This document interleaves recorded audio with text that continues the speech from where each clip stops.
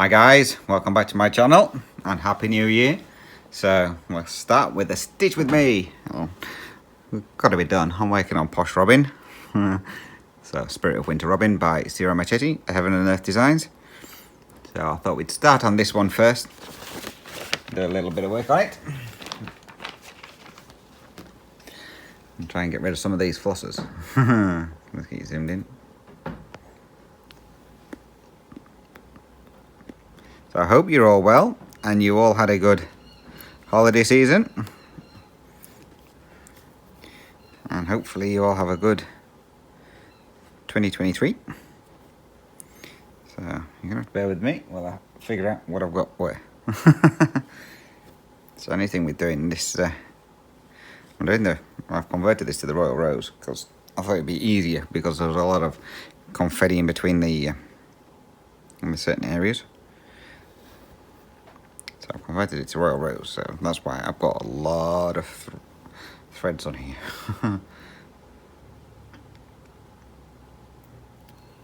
Way more than I wanted to.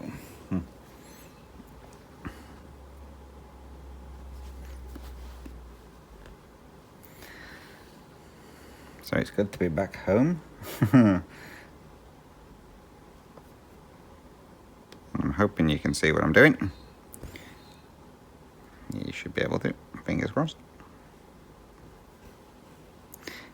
Again, I will try to keep my hand out of the way, but there is no guarantee.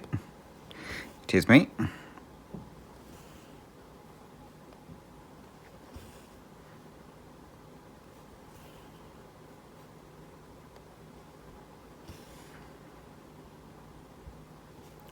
I wasn't sure if I was going to be able to get any videos done this week.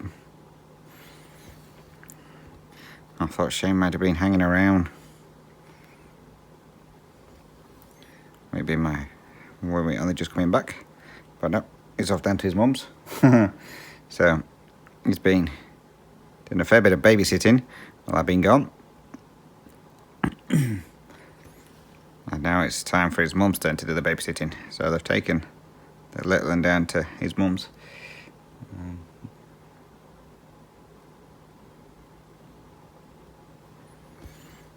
So she's down there for the last week of school holidays.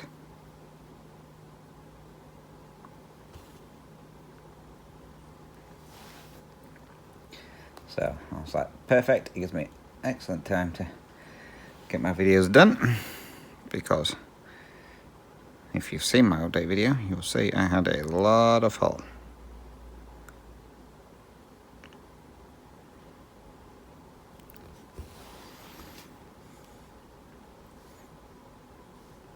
Way more than I thought I would do. I knew there was going to be one or two things at my UK address for me. I didn't expect there to be as much as there was. And then obviously I had a couple of unexpected items.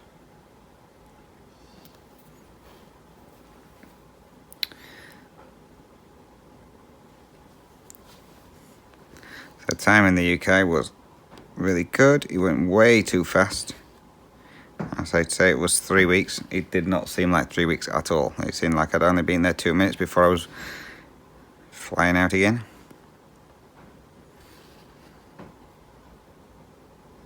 I think that's generally the case when you're on holidays.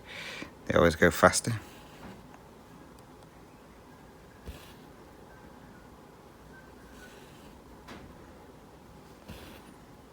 But yeah, it was good to see everybody again and catch up. And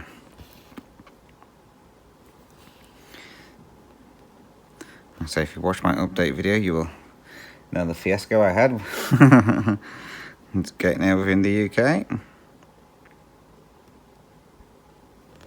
You know, when you just get that feeling when you're first starting your trip that it's going to be one of those trips.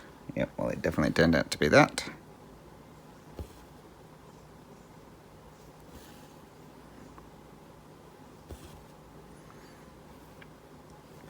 And I say from the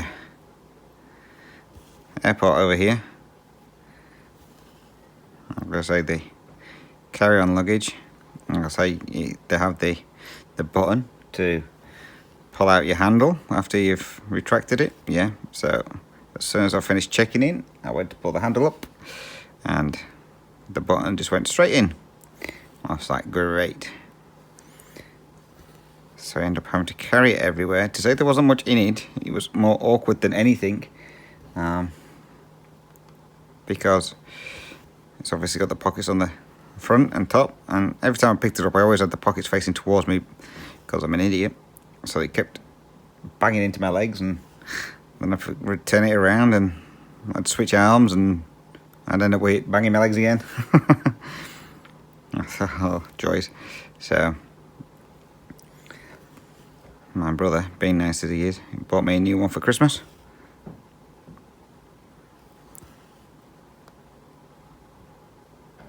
Because otherwise I'd have had to try and find a bag or a carry-on case from the way home.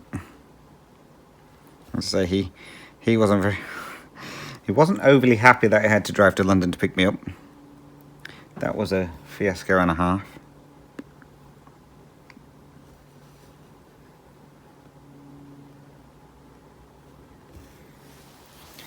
So he got stuck in traffic on the way down, so it took a little bit longer than he expected. So it should be, I think it's 2 hours 45 minutes to 3 hours for the journey. He got stuck in roadworks for, I think we said half an hour. So yeah, so he wasn't best pleased. And then obviously it was cold as when I got there. Luckily I had my coat in my carry-on, because while I was waiting for my brother I went outside and it was minus 2 degrees, and because I was trying to find out where the pickup point was, so I could make sure I was in the right area for him. And as soon as I stepped outside the doors to the airport, I went flying because it was icy. Luckily I didn't fall over, but I went for a nice slide.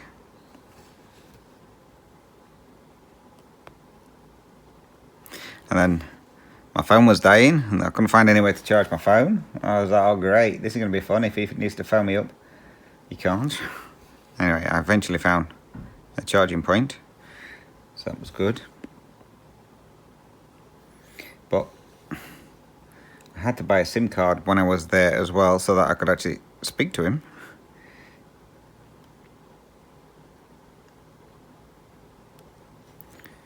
Because I only had the SIM card from over here, and that wasn't working over there. I had to buy a new SIM card. And then I had to then phone him up from that one so he had the number for when he needed to contact me when he got closer.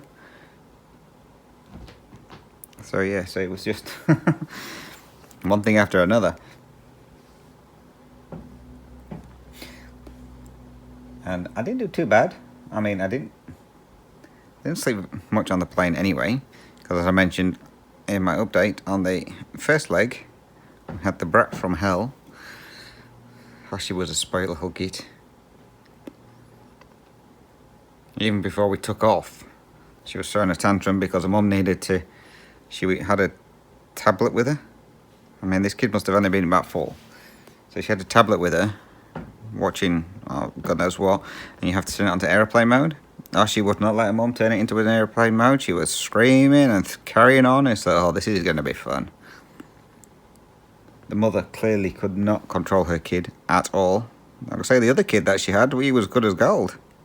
He was a bit older, but he was good as gold. But this little girl, oh, I could have easily slapped her. I've got to say, and then when we first set off, well, when we were due to set off, she said, she looked at me, she said, don't worry, she says, she got some medication to don't come out or something like that. She says, she'll be asleep soon. I thought, alright, let's hope she stays asleep for a long time. Yeah, no, that did not happen. I think she was asleep maybe 3 hours in the whole of the 14.5-hour flight. And every 2 minutes she was having a tantrum of some kind. And I feel sorry for the people in front of them and behind them. I was actually talking to the bloke who was sat behind them, because he was going to Manchester as well, and he said the same as me. Every time I shut my eyes, he says, to try and get a bit of sleep, he says, she started. I went, yep. So on the 14.5-hour flight, I think all in all I may have got half an hour sleep. bearing in mind it was night time when we set off from here, so I was ready for sleep.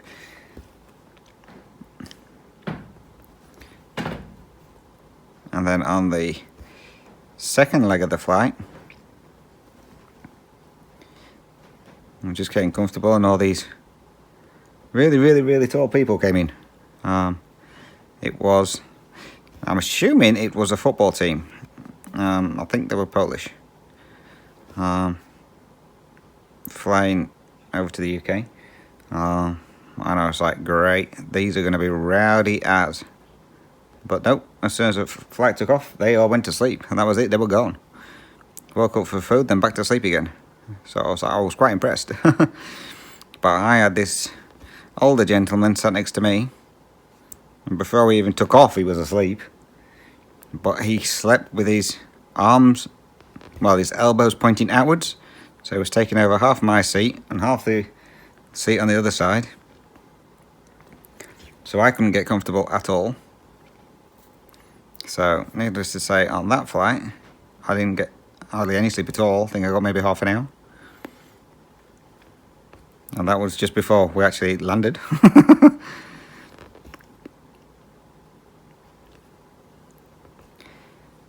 And then obviously we had to drive all the way back to Doncaster, which was another 3-hour drive. So I think I landed at just gone 1 o'clock in the afternoon. By the time my brother got to me, it was, I think, 7 o'clock. 7, half 7.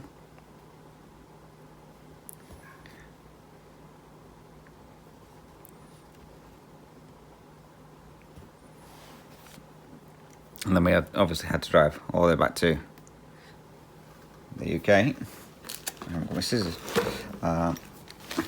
Which was another 3-hour drive. But we stopped off so I could get a coffee, and he needed something to eat. I wasn't so much bothered about the food because I'd eaten on the plane.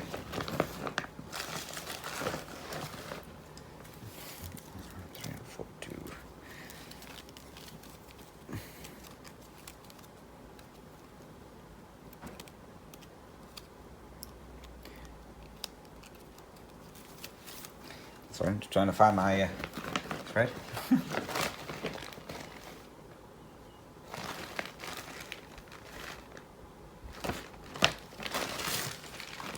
And I apologise if you hear rustling. This is me looking for my thread in my bag. Because, you know, I had to buy some of the colours. Because I thought I'd got them all for this one. It turned out I hadn't, so I had to go out and buy some.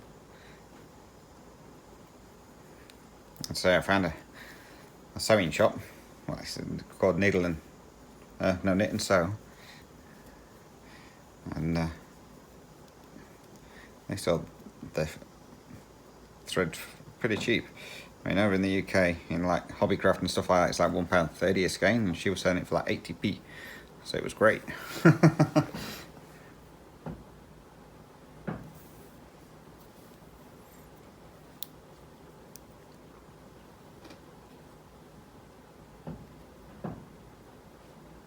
So, anyway, I digress. So yeah, so when finally got home, it was about 11 o'clock at night. Now, my mum is normally fast asleep by then. She never used to be. It used to be like 2 o'clock in the morning when she went to bed. Well, she gets put to bed by the carers about 7:30, 8 o'clock. And she normally goes to sleep around about 10. So we got there at 11. And she was awake. I think she was excited, waiting for me to come in. So she was wide awake. So I gave her a big hug. And then went to bed. And I'm surprised my cats over there, they all remembered me. I would say they've not seen me for 4 years. They all remembered me. My eldest cat, she was straight up to me wanting a fuss, and I was like, oh, okay then.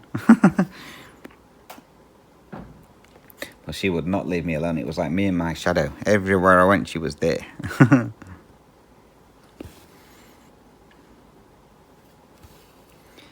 So when I went to bed there, I thought, it's going to be a lot of sleep, because I've not slept for we might as well say, nearly 2 days.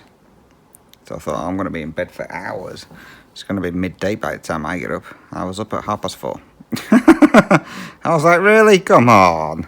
I thought I'd have been in bed a lot later than that. And to be fair, the latest I stayed in bed over there was probably 7:30. I was up early every single day, which I am quite surprised at. I mean, I don't suffer from jet lag, but I was hoping like my body clock might decide, oh, you're in the UK now, you can stay in bed. No. I was in bed by 9:30 every day, well, except for one when I went to my friend's house. And other than that, I was up normally by the latest 7 o'clock most days. Which is good anyway, because the carers turn up between 7:30 and 8 o'clock. And some of our mum's carers are not quiet. They let you know that they're there. They always come in and say morning or something like that as they're coming in, just so that people know that they've turned up. But yeah, they're not the quiet. Some of them are not the quietest, but they are a good laugh. So I was having a good laugh with them and talking to them. The first day, well, Thursday, and so I got there on the Wednesday night. On the Thursday morning, the carer came in. She come barging through the door. I was like, morning. I was like, oh, you're loud. And she's like, oh, you must be Darren. I went, yep. And she come up, she says, I'm not shaking your hand. She says, I want to cuddle. I was like, all right then. Well, yeah, they were really, really good carers. So I was busy every time I was over there, because with my mum, I was doing the, she has a lot of washing every day from her outfits that she has to have changed and everything. So, okay, I've got more here than I needed. So yeah, so I was always like putting the washing on when they changed the bed in, and I was sorting all the washing out while I was there. So when I was due to go, it was like, we don't want you to go. It means we've got more work to do now. We've got to sort the washing out. We've got to feed the animals. We've got to wash the pots. And I was like, oh, I'm sorry, but I can't stay here forever. But yeah, they were a good bunch, the people who were looking after me, mum.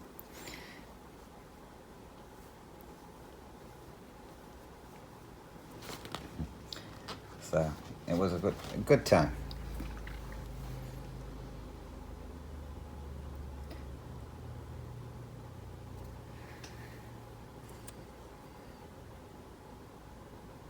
So while I was there, I don't know if I mentioned before, the rabbit needed his claws cutting, and my brother still hadn't done them after months of me trying to get him cut.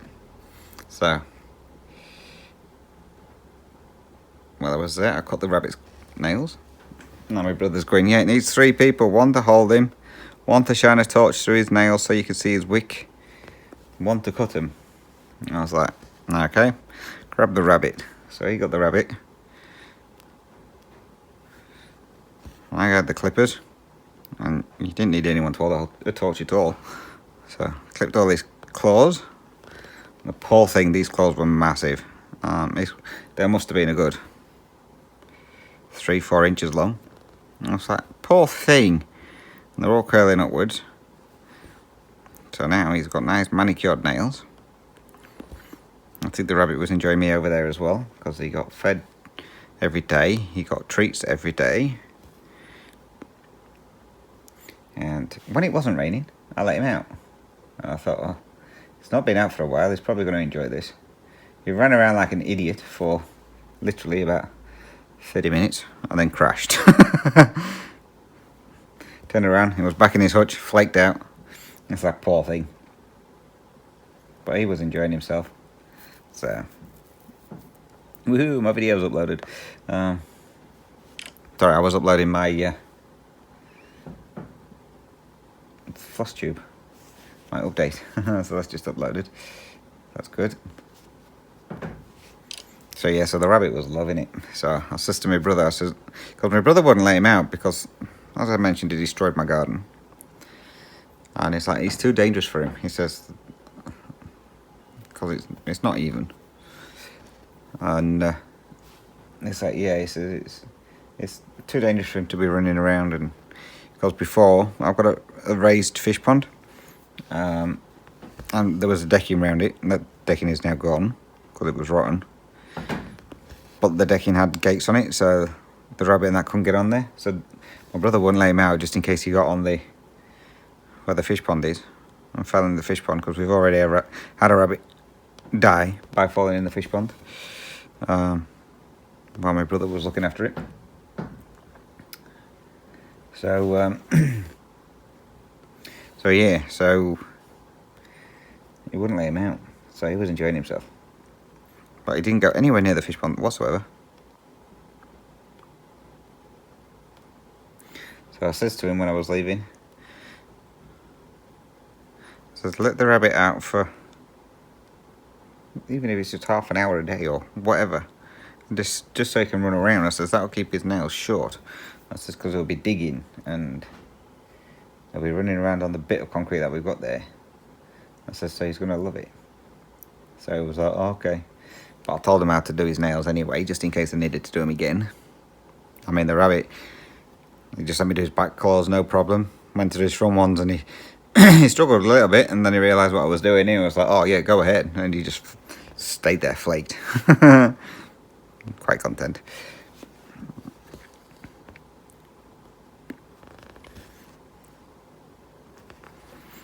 And then the carers were cancelled for the coming Christmas Eve morning to get my mum up, and then they weren't back until the 27th.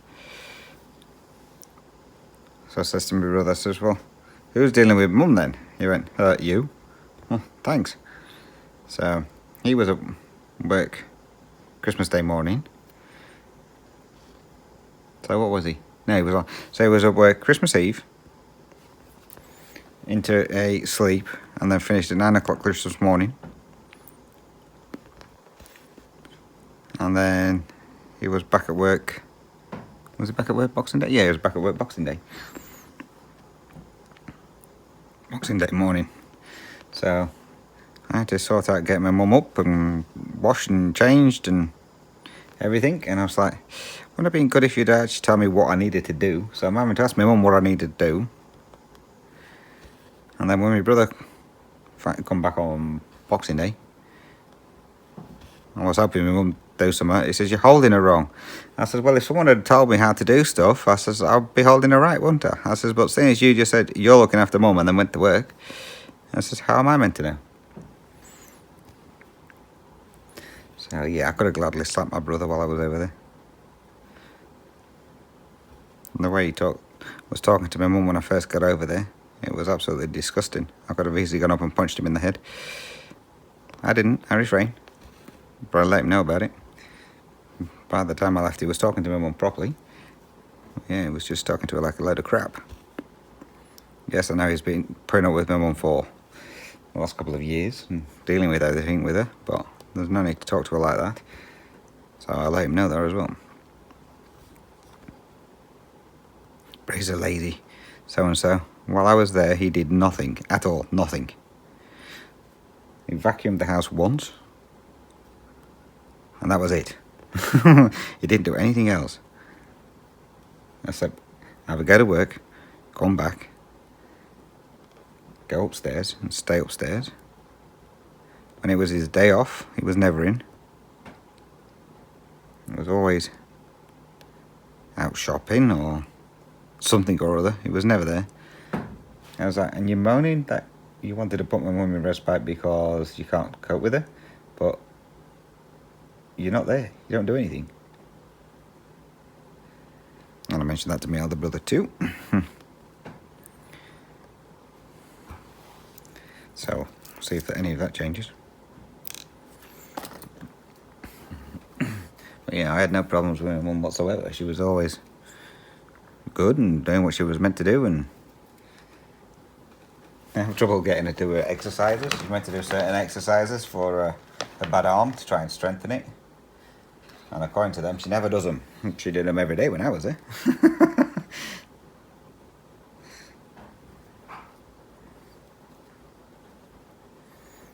And then when it come to me leaving, I had to be up at 2 o'clock in the morning. My brother was coming to pick me up at 3. One of the first things he said on the way when he picked me up originally was, "Please tell me you're not flying from London on the way back." It's like, no, it's Manchester. He went, thank goodness for that. so yeah, the night before I left, I went to bed at 9 o'clock because I knew I had to be up at 2. I was still awake at 12 o'clock. I just couldn't sleep. You know, when your mind's just racing and you just can't turn it off. And then I was up at 2. And funnily enough, my twin brother was at home that day because he was off. He couldn't sleep. He had toothache, apparently. As soon as he heard my alarm go off, he had toothache and needed to get up. It's like, yeah, all right then, whatever. So he was sat downstairs talking to me while we were waiting for my elder brother to turn up. And then my brother got there at 3. And then we were driving there and he was like, "Oh, we'll call in at one of the services and get a cuppa and something to eat if you need be." Yeah. Well, my brother put in his sat-nav to get us to the airport. And he put in there he wanted the quickest route. So he gave him the quickest route. It was only like 10 minutes different. Well, the quickest route goes through what we call Snake Pass, which is in Sheffield. And there are no services on that route. It goes straight through one of the towns or something like that. So there were no services whatsoever on this route. So we waited the whole trip, both of us dying for a drink. And then when we got to the airport, I forgot to look to see what terminal I was going from. So my brother just dropped me off at a terminal. And it turned out it was the wrong terminal. So I had to... Where am I going? There. No. So I had to then walk over to the correct terminal. So he dropped me off at Terminal 1 and I needed Terminal 2. Well, Terminal 1 and 3 are close together. Terminal 2's not. So it was like, I think it was 15-20 minute walk to the terminal. But it was all undercover, so that was alright. So I had to walk to there and then try and find out which gate I was flying from. And then they now have self-check-ins. So if you've checked in online, you can just do your baggage drop yourself and it prints you off your labels. Well, I'd never done these before. So I was trying to work that out. It turned out it was pretty easy. And then once you've got all your labels on, you've then got to take it to one of the desks anyway for them to double check the weight and then put it on the carousel thing.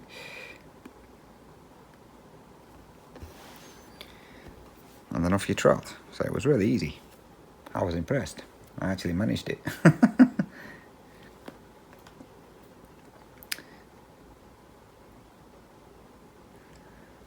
And then the flights kind of went okay. The first leg of the flight, I wasn't tired because it was morning time. So I stayed awake all of that. And I thought, well, I'll have a sleep on the second flight because that's the long haul one anyway, the long part. When we got to the changeover airport, so Doha, we landed and literally I had 50 minutes from getting off the plane to boarding for the next flight because we were delayed in Manchester because I had to defrost the wings. So we didn't set off till a bit later than what we should have done. So I was like straight off of there, get a coffee, straight on to the next plane. And then I thought, well, I'm bound to get some sleep. Now, the flight was absolutely packed. Every seat was taken. I'm just going in the wrong hole. Every seat was taken. And I had... I was in the right spot. I had this family next to me. So I was talking to the mum. She was sat right next to me. And she went to sleep. But how she was sleeping meant that I couldn't sleep because she was sat in a funny position. So I couldn't get comfortable on my seat because she was half on her seat and half on mine, near enough. So I thought, oh, well, she's not going to be asleep too long, so I'll have a sleep when she wakes up. Nah, she slept for hours. She must have been gone for about a good 8 hours. That's like great. So I was absolutely exhausted. I think I fell asleep for maybe half an hour. Partway through watching a movie. So I think I had altogether maybe an hour and a half sleep in like 30-minute increments or something like that. So yeah, I was exhausted when I got to the other end. And then we got there on time. And then they've changed how you go through customs over here. So there's now, it's like a self check-up customs. You have to put all your details into a machine, scan your passport, then it takes your photo and prints it out. And then you go through to the next part and you have to scan your ticket, and then it then has to match your photo up with, well, match your face up with the photo that's recently just been taken. I was like, okay. And then you go through to the next part to get your luggage. So, and I was quite impressed. I got to the carousel and my luggage was right there, right in front of me. It's like, sweet. So I literally at the carousel for no more than 30 seconds. Because normally you sit there for hours waiting for your bag to come around. And then from there it was to the exit part. But the exit part where I needed to be was shut. And you had to go to a different one, which was right at the other end of the bloody terminal. Well, the baggage collection area. So I had to go back over that way.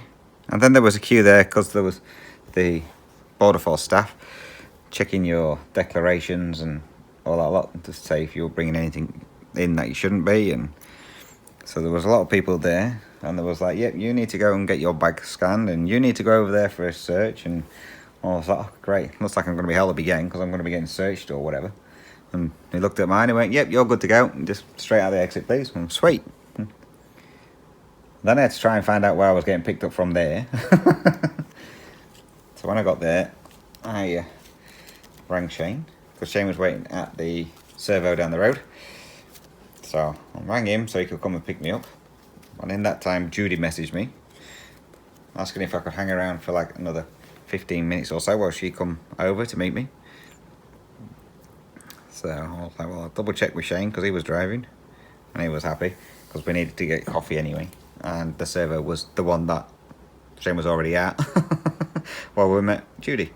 So I went there, met Judy and her husband and grandson, had something to eat, got a coffee, stayed about half an hour or so, and then I was like, right, I'm going. By this time it was like 6:30. By the time I would have got home it would have been 7:30, 8 o'clock. I was like, I'm ready for bed. So yeah, so it was a good holiday.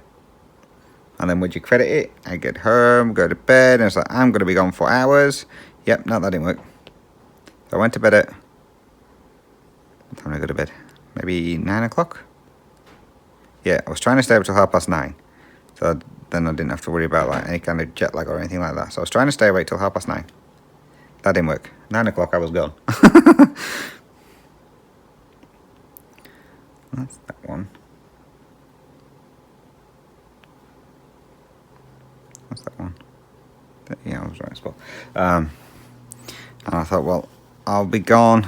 I'll be asleep, I'm guessing, for a fair few hours. I'm not going to be up early the next day. I've done that one. What am I doing? I haven't done that one.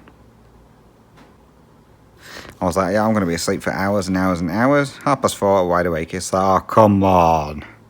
I've not slept for, like, over 24 hours. So, yeah. Well, it is what it is. And every night I've gone to bed at 9:30, and every morning I've been up about 4:30, 5 o'clock. I thought, yeah, well, at least I'll be ready for when we start back at work.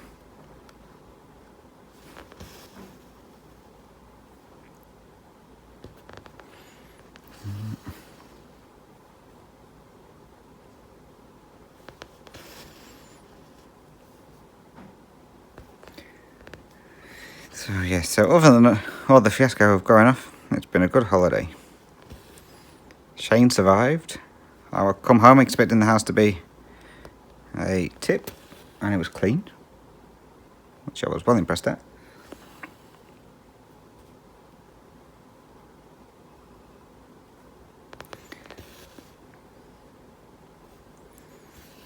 And apparently it'd not been that bad, so it was easy to keep on top of. It's like, okay. And when his sister come today to pick him up, she said, oh, you finally got rid of all that recycling that's been piling up down there for weeks.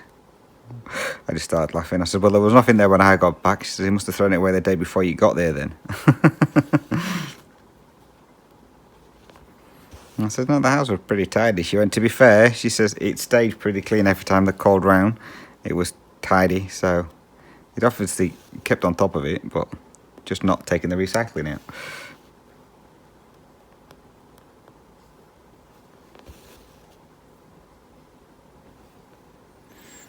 And then, before I left the UK, I was like, right, make sure I have my SIM card for Australia.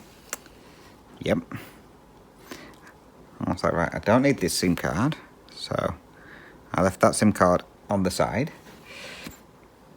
And I was like, and then I got the SIM, I got 3 SIM cards altogether for some reason. And I was like, right, and I need the SIM card that's in the phone until I get to, well, to Australia, so I can switch it over to Phone Shane. So when I got to Doha, just before we were boarding the plane, we were sat in the waiting area. And I was like, oh, sweet, I'll swap the SIM cards over now. So I went into my bag. I was like, where's my SIM card? I was like, I've got the SIM card that I didn't want, which I thought I'd left on the side. So yeah, so guess we left the wrong SIM card over in the UK. So on Thursday, first job was go to my supplier over here and get a new SIM card. I was like, I can't believe I've left that over there. What an idiot.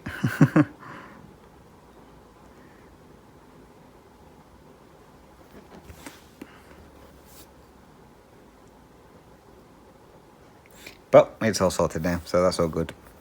SIM card back in, up and running.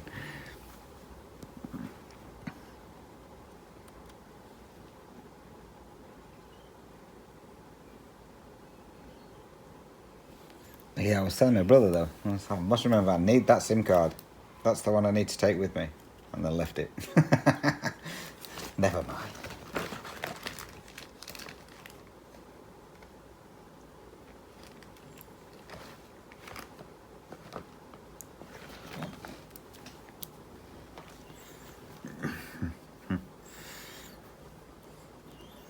And obviously, when I left the UK, it was, again, -2 degrees when I left. And got here, and it was meant to be 37. Oh, I was like, I'm going to die. But luckily, it was only 27, because they'd had a couple of storms rolling through. So it cooled it down a bit. The only thing, it cooled it down, but it made it muggy as anything. Oh, it was so muggy. I was like, get in the car, I was like, put that aircon on full blast. It's so muggy and hot.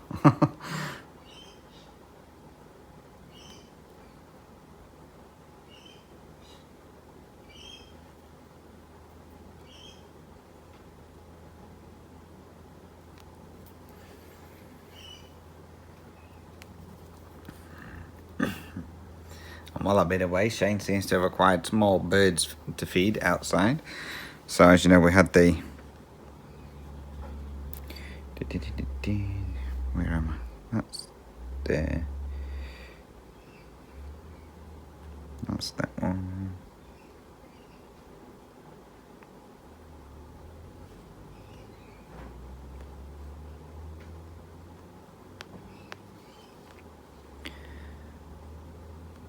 No, that's got one in. I think I filled one in there, I shouldn't have done, never mind. Yeah, so as I mentioned before, we used to have we had the baby magpie, and the parents coming. So we still have the baby magpie. He's now getting his adult colours. And before I left, there was like 1 or 2 butcher birds. started turning up. Yeah, there's now 6 of them. So we're now feeding them. We've got the lorikeets, the noisy miners, and then we've got these. I don't know what they are. They're half crow, half magpie. I don't know what they're called. They call them something. And I think I mentioned it before. The bald. For some reason, they've got no feathers on top of their head. Well, there was one. There's now 2. We've got them as well. It's like, you've been feeding the birds too much. So you go out to feed the birds in the morning, and it takes you about half an hour just to feed them all. You've got some mealworms for them. They don't touch the mealworms because they're dried mealworms.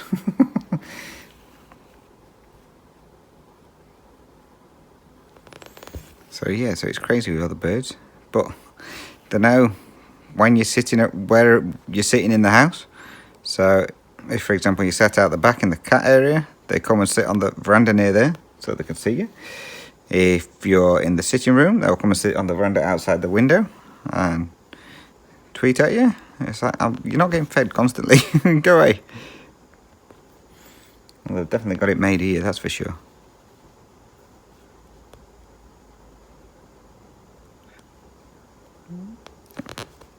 I knew that was going to happen.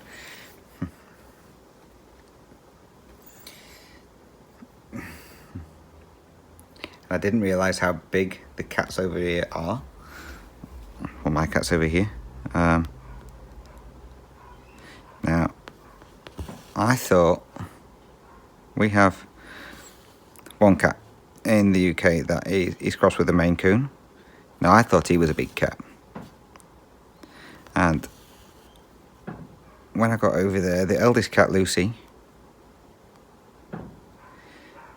she's so small. She's so tiny. Didn't realise how tiny she was. So she's... Come on, get through. Thank you. She's so small. And then the one that is the biggest cat over there, the Maine Coon, he is not actually that big compared to the ones over here. So when I got back here and saw Tiger and that, it's like, he's huge compared to the ones over there. And I thought Leo, the Maine Coon one, was the biggest out of all of the cats. But nope. Tiger's bigger than him.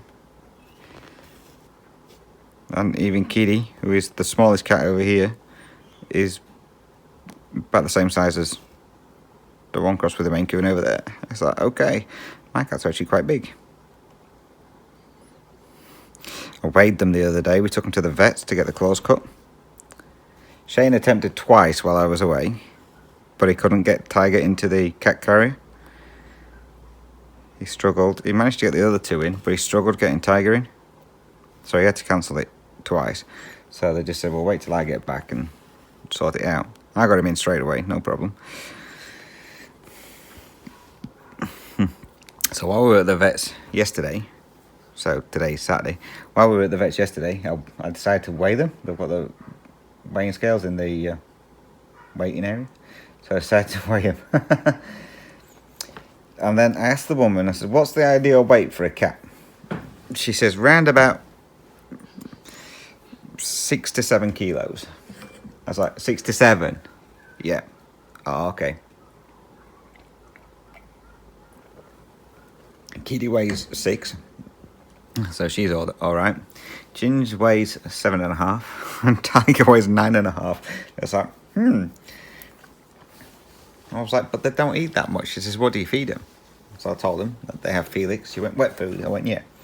She says, how often do you feed them? I went, well, they get fed twice a day. She says, right, if you're feeding them wet food, she says, just give them wet food once a day. She says, and then give them, like, dry food the rest of it. I was like, but they don't have much wet food. We get the pouches. So, with the pouches, I have 2 pouches, and they get split between 3 of them. So they have like 2. Well, Kitty probably has about half a pouch, and the 2 boys have like 2/3 of a pouch. I says, that's what they get twice a day. I says, and then obviously they have the cat biscuits down for while we're at work, just for something to nibble on, but they don't get a lot of cat biscuits. Sorry for knocking that. And she was like, yeah, nah. She says you just want to give them wet food once a day. I says, and then biscuits later on. And I was like, yeah, that's not going to happen. Tiger would eat the house down. And that's probably why they're so fat. But they're not fat. They're just big cats. So yeah, so as soon as we walked out the vet, Shane went, I'm not feeding them just once a day. I says, no, neither am I either. I says, but to be fair, in the UK, they're on Felix as well.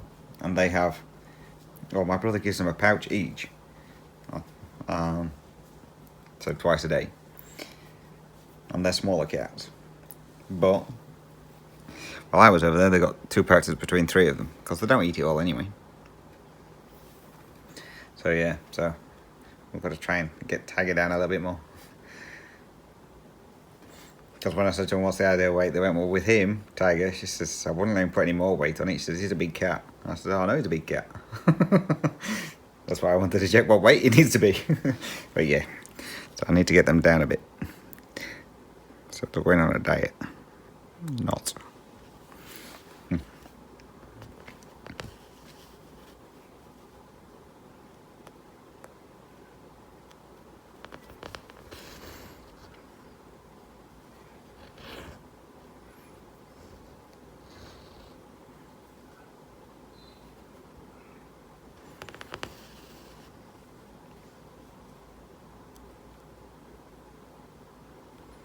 So yeah, back to work on Monday. So I'll already be back at work when you've seen this. So I don't know what I'm going into. As I say, because I finished before work broke up. I had 2 people working on my saw. So I don't know if they've left anything for me to do or what. So it's going to be interesting.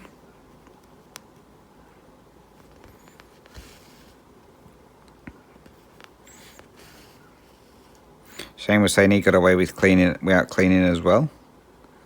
So when we break up, we generally do the cleaning. Where am I going? There. We generally do the cleaning after we've had this break, which generally takes us about an hour and a half to do all the cleaning that's needed to be done. Well, Shane had to do a delivery because they needed this delivery taken to this one part before we closed. So Shane was out doing a delivery, and it was like, hopefully I won't be back before they have to clean up, and he didn't come back in time. So he was like, oh, what a shame. So he missed out on the cleaning. Is that what I want to be? Nope, that one. So he missed out on the cleaning as well. And he said they got pizza. So work bought them pizzas. And then non-alcoholic beer. Well, you get the option, non-alcoholic or alcoholic. But seeing as most people there drive, everyone goes for the non-alcoholic. And then we all got given a gift card. So Shane brought mine home for me. I'm surprised he didn't spend it. So yeah, so we all got gift cards, which was good of them.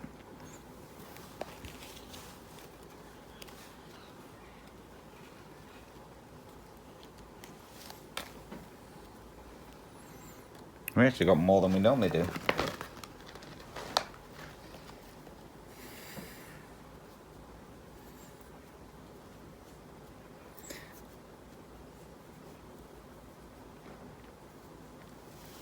So I said to I asked Shane the other day, I said, is there loads to go out when we go back? He went, well, I don't know. He says, I'm assuming there will be some loads to go out.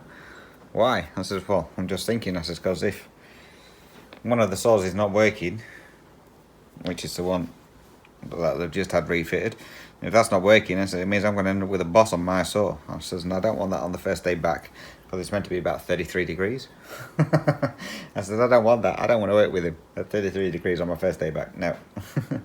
So, well, apparently there should be some loads to go out. It's like, good. So, but we've still got to wait for the boss's son who does all the loads to turn up. He doesn't turn up till like an hour after we've started. So hopefully the boss doesn't decide to come in early, because I don't want him on my saw. So we'll see.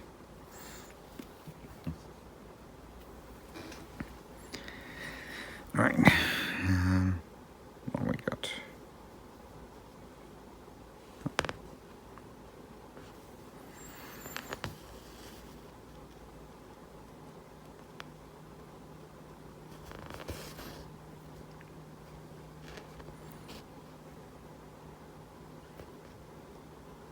Oh. The other day, when was it? Oh, yesterday. I got a phone call from the hospital. So I don't know if you remember. A while ago now. Well, say a while ago. Year and a half ago. They found the lump in, well, what they think is a cyst in my head, and they referred me to the specialist for that and for checking my memory and all this lot. So they finally got in touch with me. So yesterday I got a call. It said unknown caller. Now normally I don't answer them ones. Well, no caller ID. Normally I don't answer them ones, but I answered it, and it was the hospital. Do you still need the appointment? Yes. Okay. That's fine. So we'll keep you on the records. It says you'll get a letter or a phone call when we get the appointment available.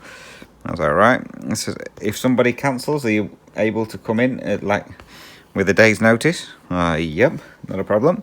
Okay. And then we'll just take some of your details, your height, your weight, and all that sort of stuff.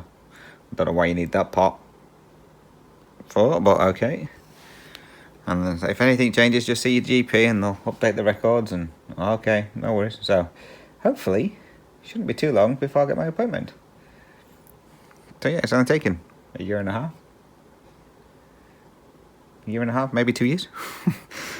Well, it depends when I get the appointment. It could be 2 years by the time I've got my appointment through.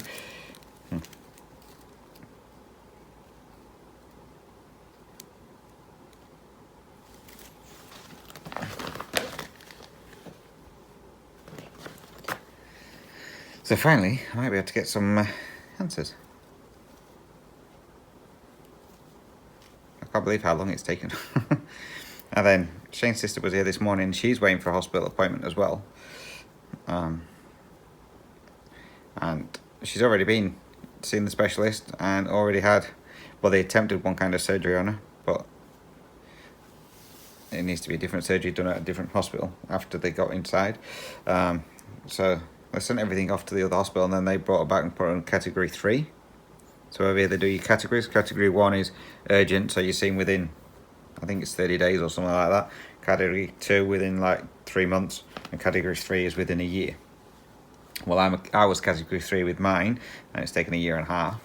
So I said to her, you're not in a hurry. I said, it's going to be about 2 years before you get seen. So yeah, so she's now on a waiting list.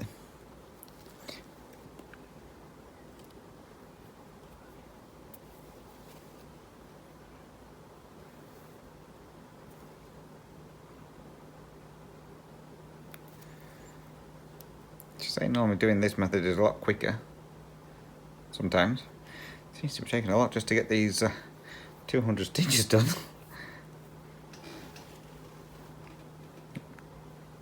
Because what? We're almost at an hour.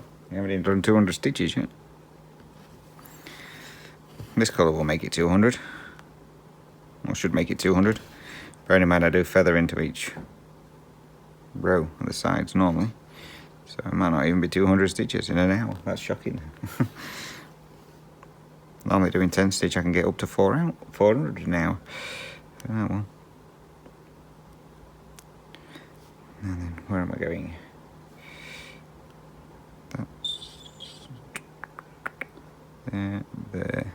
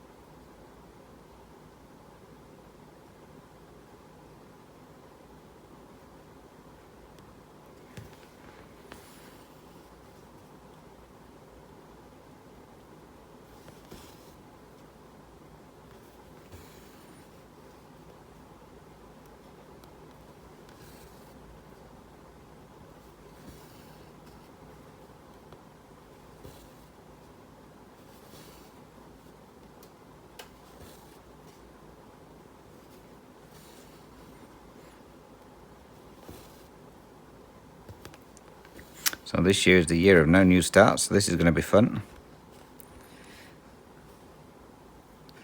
Especially since I've got a few new charts and some those little kits from Dimensions, and it's like I want to start them all. I'm not gonna.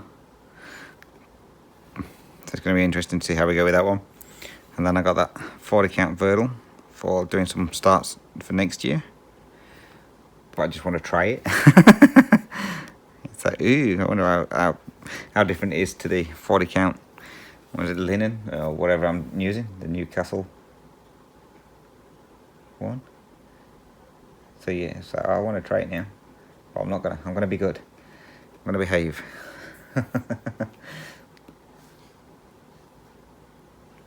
It's not stopping me from buying stuff.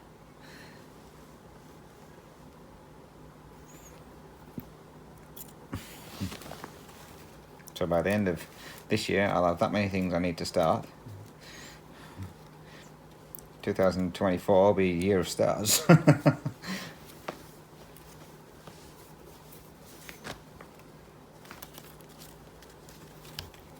Oops, apologies. Smack the Q-snap again.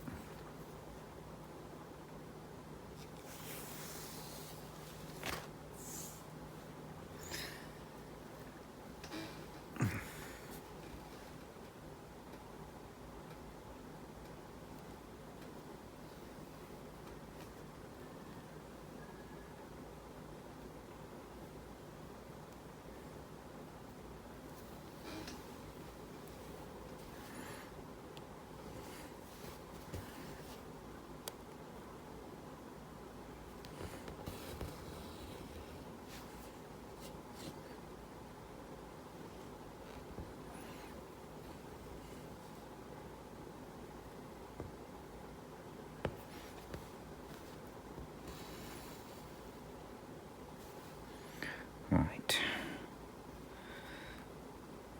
That's I think when you've got so many threads, trying to find the grey line, which is what I'm after. There.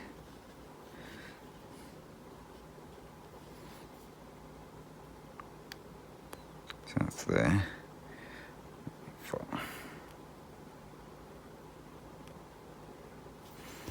I've got one stitch right over here, so I'm going to do that one and then pack it over that side.